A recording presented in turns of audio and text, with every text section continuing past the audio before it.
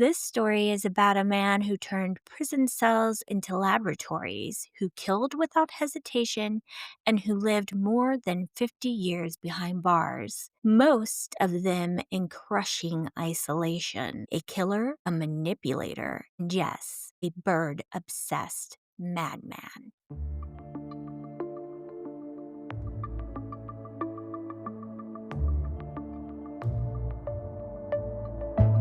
Welcome to Season 2 of Deadly Truths, Episode 2, The Birdman of Alcatraz. But in this case, he's the Birdman of Leavenworth. They say some prisons are haunted, but sometimes it isn't the ghosts you need to worry about. It's the men who lived and died inside those walls. Today, for Halloween, we're not chasing legends of rattling chains or shadowy figures. We're diving into the life of one of America's strangest and most unsettling inmates, Robert Franklin Stroud.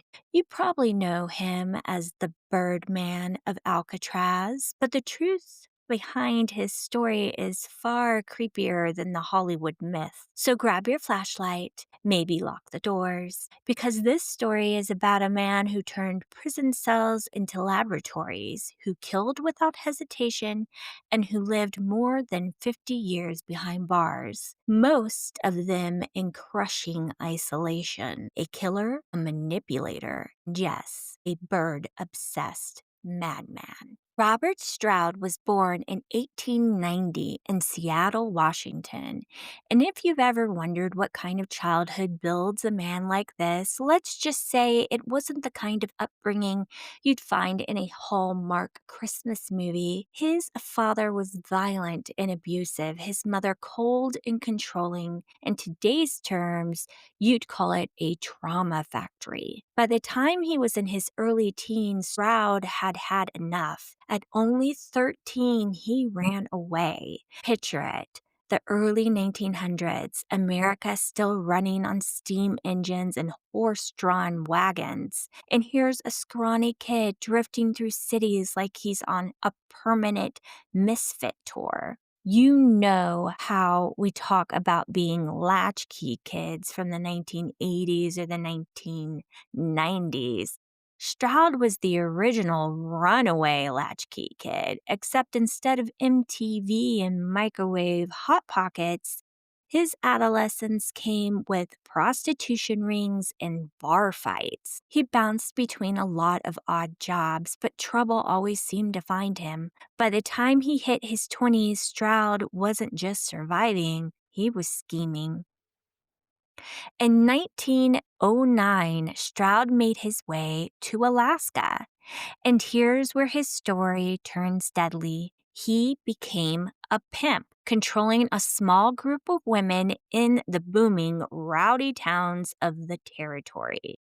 It was the Wild West with snow, lawless, really rough, and extremely violent. This is when one of his prostitutes gets cheated out of money by a man named F.K. von Dahmer. Stroud never exactly wanted to sit back and let things slide, because after all, he is a pimp, confronted him. The confrontation ended with Stroud pulling a gun and shooting von Dahmer dead. Now, Stroud turned himself in and even confessed. Maybe it was arrogance, maybe it was a twisted sense of humor, but the law wasn't interested in excuses. He was convicted of manslaughter and sentenced to just 12 years in prison. I'd say that's pretty good for shooting someone dead. And just like that, the long, dark saga of Robert Stroud behind bars began. Stroud was sent first to McNeil Island Prison in Washington State. If you've never heard of McNeil, think of it as the warm up act before his big performance at Leavenworth and ultimately Alcatraz. At McNeil, he showed his true colors. Stroud was violent, impulsive, and completely incapable of following the rules. He attacked fellow inmates, he mouthed off to the guards, and lived as though rules were merely suggestions. This wasn't the kind of guy who could quietly do his time. Prison officials, sick of his behavior, decided to ship him off to a place that was supposed to straighten him out. And they thought it would be perfect for a man like him. It was the Leavenworth Federal Penitentiary in Kansas. And if Stroud thought Alaska was cold, he was about to find out what a truly freezing existence looked like. Because at Leavenworth, the system would lock him down in ways even he had not imagined. When Robert Stroud arrived at Leavenworth in 1912, he wasn't stepping into just any prison. This was the crown jewel of America's federal system at the time. It was a massive stone fortress in Kansas built to crush men into submission. So imagine it, endless rows of cell blocks, iron doors clanging, guards marching in heavy boots, and the constant echo of men who knew they weren't getting out. For most prisoners, Leavenworth was intimidating enough to keep them in line. Stroud didn't just push boundaries. He blew right through them. He quickly developed a reputation as violent, manipulative, and impossible to control in Leavenworth as well. So guards described him as really difficult, no surprise there. And that's the nice way of saying this dude was a total nightmare. I want to break down his greatest hits, and I'm not talking about a musical. So, fellow inmates, Stroud stabbed, beat, and intimidated other prisoners. He wasn't the kind of guy who picked fights. He was the kind of guy who finished them, usually with blood spilled. When it came to the guards, if you think guards had the upper hand, think again. Stroud assaulted them, cursed them out, and made it clear that authority meant absolutely nothing to him. When we talk about weapons, he was really creative, disturbingly so. He fashioned shanks out of whatever he could find, Stroud style, so to speak. He was really well known for this. He could make a weapon pretty much out of anything, which made him extremely dangerous. Prison records show he racked up more disciplinary reports than almost anyone else. He was constantly in and out of solitary confinement, but isolation did not tame him. If anything, it sharpened his rage. Again, that's not a surprise, considering what we know about what solitary confinement does to someone's mental state. Remember that one kid in school who couldn't go 5 minutes without getting detention? Stroud was that kid. The tipping point came in 1916. By this time, Stroud had been in Leavenworth for a few years and was already infamous for his violent temper. But on March 26th, the prison would see just how far he was willing to go. That morning, Stroud got into a heated confrontation with a guard named Andrew F. Turner. Accounts differ on what the argument was over. Some say Turner disciplined him over a minor infraction, but others suggest Stroud felt disrespected for some reason. With Stroud, it didn't take much. So, fueled with rage, Stroud grabbed a knife, a homemade weapon, of course. It was a shank, and stabbed Turner repeatedly in the chest. Turner collapsed, bleeding out onto the cold prison floor, and despite attempts to save his life, he died from his wounds. It was a shocking act. Even for a prison filled with hardened men, killing another inmate was one thing, but murdering a guard? Stroud didn't panic, didn't beg, didn't show remorse. Reports say he stood there almost cold, as though what he had done was just another day's work. The prison went into chaos. Guards rushed in, lockdown sirens echoed, and word spread quickly among the inmates. Stroud had killed a guard. For the rest of his life, that act would define him. He was sentenced to death by hanging for the murder of Turner. But here's where things take a twist. His mother, who'd always been fiercely protective of him, even though he had grown up in this very toxic environment, the word is, when I was doing the research, that she was extremely overbearing and protective in the sense of it not being beneficial to his upbringing, if you get what I'm saying. Anyway, she launched a campaign to save his life. She appealed, she wrote letters, and managed to stir enough public sympathy that his sentence was commuted to life in prison instead of execution. So instead of meeting the hangman's noose, Stroud was sent to solitary confinement for decades, the worst type of hell. And this is where the legend of the Birdman would eventually begin to hatch. Think about it. A man with violent impulses, no fear of authority, and a murder conviction that should have ended him. Now given endless years in isolation, no programs, no freedom, no hope, just a concrete box and his festering mind.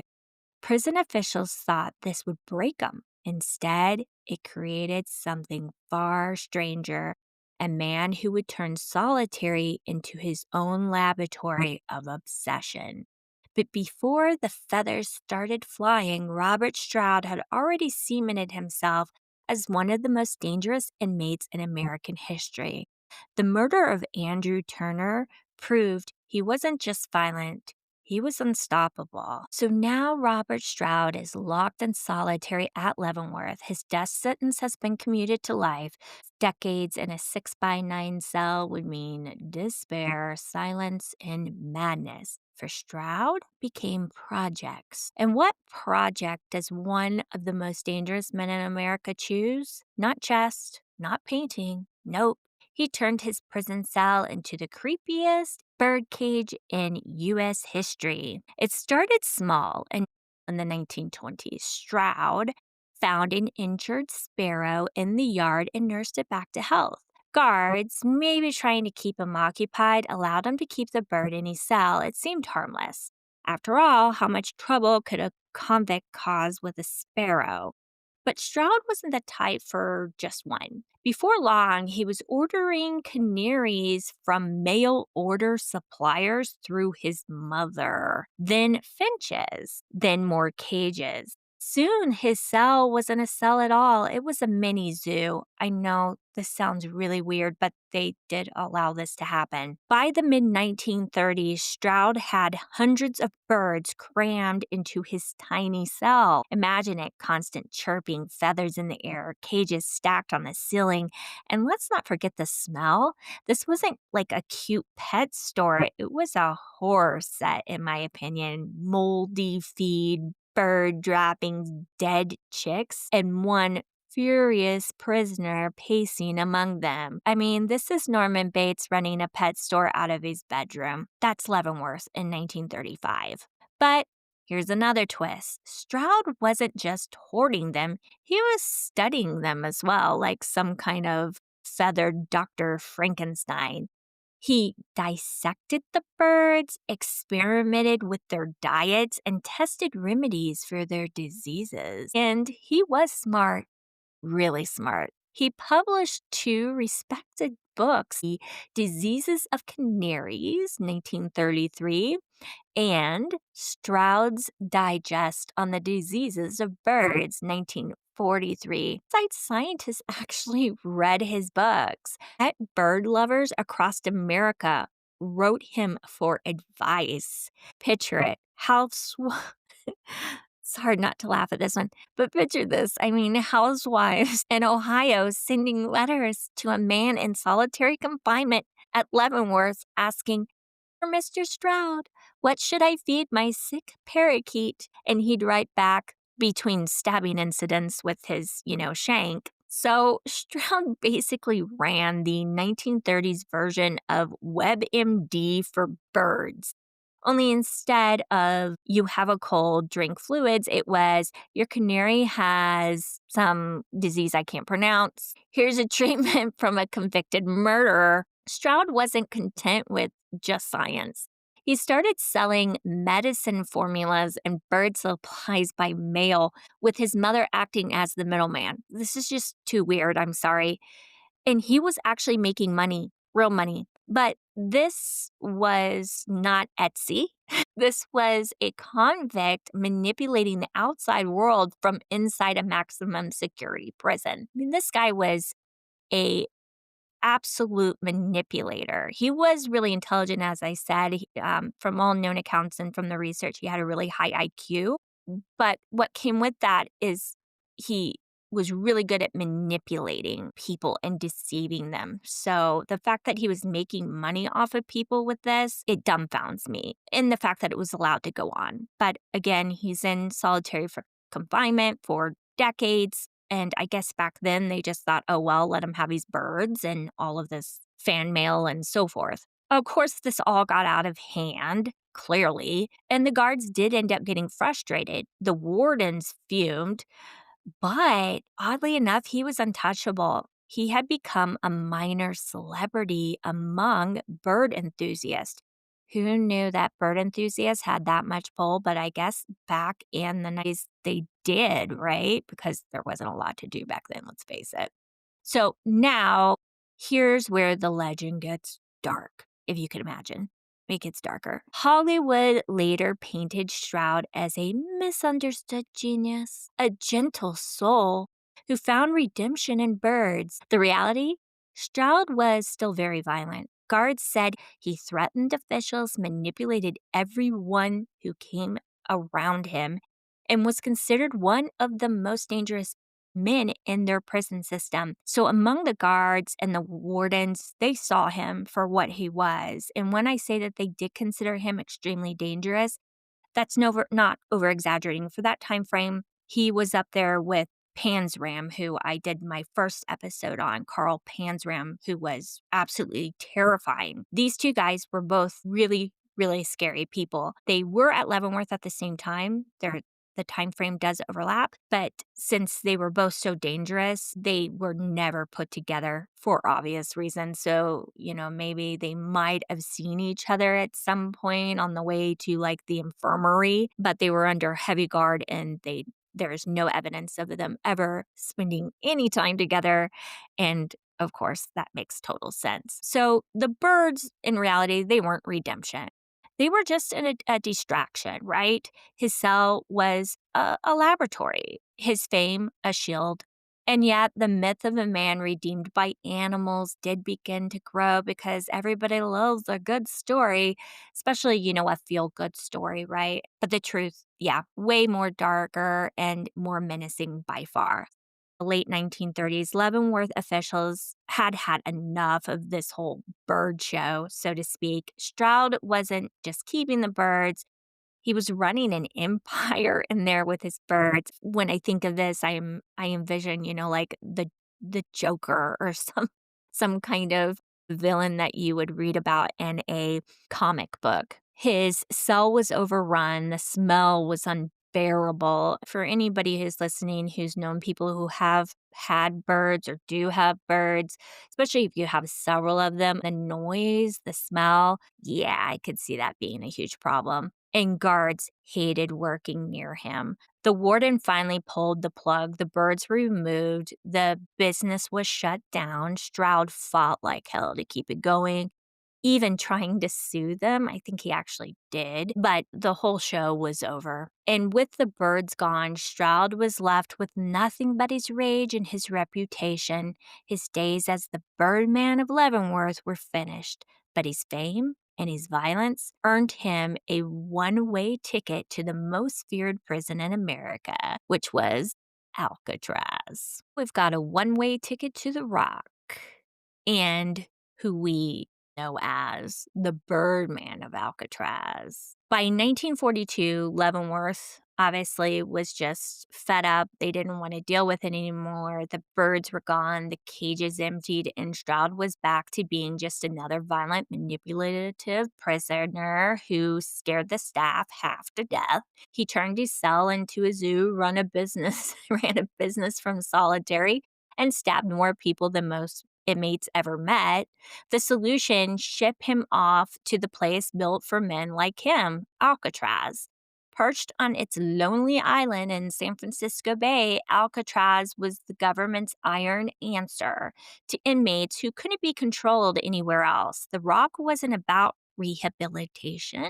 It was about containment. The worst of the worst were shipped there, like radioactive waste. Here's the deliciously creepy twist. Despite the nickname that would make him famous, Robert Stroud never had birds at Alcatraz. Interesting, isn't it? Those birds were actually only at Leavenworth. So that's right. The so called Birdman of Alcatraz had 0 birds on the rock. The prison had strict rules: no pets, no feathered laboratories, no mini zoos, just steel bars, concrete, and endless waves crashing outside. Hollywood would later give us Burt Lancaster tenderly feeding canaries on Alcatraz.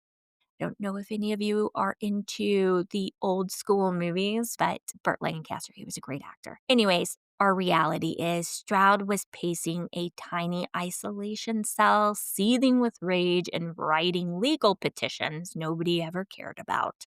The only thing chirping in Alcatraz was the seagulls outside, probably mocking him. It was a convicted murderer with, his long lost bird empire. At Alcatraz, Stroud was considered so dangerous that he spent most of his time in segregation, locked down away from other inmates. He was allowed to read, to write, and to think. And that might have been worse than any beating. Stroud had a brilliant mind when it came to scheming.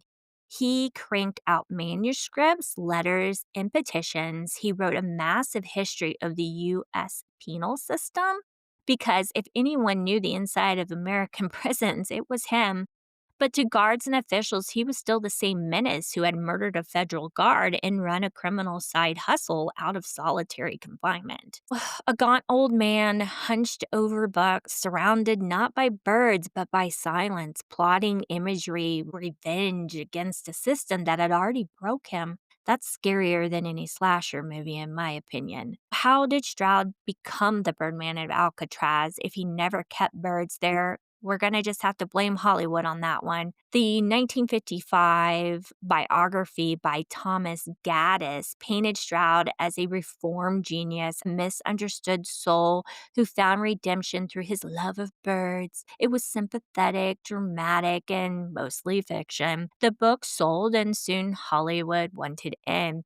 And that's how we ended up with the Birdman of Alcatraz with Burt Lancaster. You've got Burt Lancaster, tall, noble, tragic, and nothing like the real Stroud at all. In the movie, Stroud is shown lovingly tending to these birds inside Alcatraz, where in real life he was rotting in isolation, no feathers in sight, and he definitely didn't look anything like Burt Lancaster. The movie earned Lancaster an Academy Award nomination. Stroud himself, he wasn't allowed to see that movie. The prison system didn't want him glorified. And you know what? I have to agree with him on that one.